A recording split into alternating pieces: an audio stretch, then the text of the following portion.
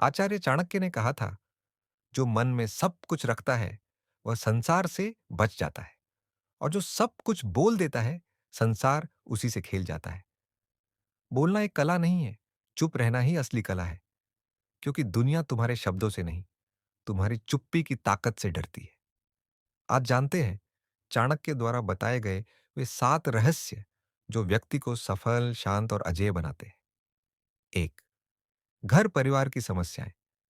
पहला नियम, कभी भी अपने घर की समस्याएं बाहर मत बताओ। क्योंकि जब घर की दीवारें फूट जाती हैं, तो दुनिया दीवार नहीं जोड़ती, उस दरार में झांक कर मजा लेती है।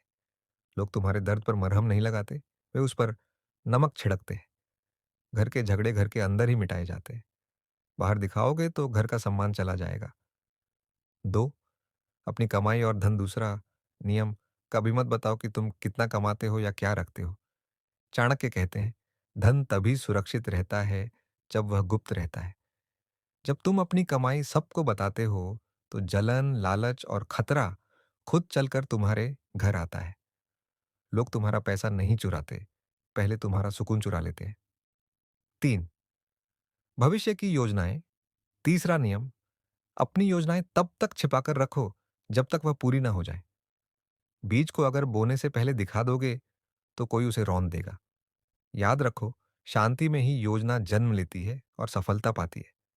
दुनिया को बताने से पहले काम को बोलने दो। 4, अपनी कमजोरियां। चौथा नियम, अपनी कमजोरी कभी किसी को मत बताओ। जिस दिन तुमने अपनी कमजोरी बता दी, उसी दिन तुमने अपनी हार की शुरुआत कर दी।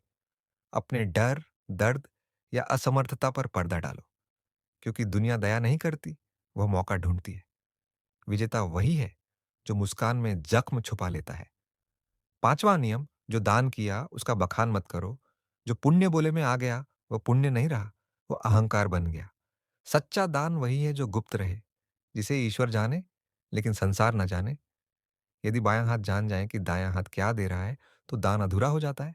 अपमान। छठा नियम, अपनी हार या अपमान की कहानी बार बार मत सुनाओ। हर बार सुनाने से घाव भरने की जगह गहरा होता है। लोग तुम्हारी सहानुभूति नहीं देंगे, वे तुम्हारी कहानी से मजा लेंगे। चाणक्य कहते हैं, गिरो लेकिन शांति से उठो।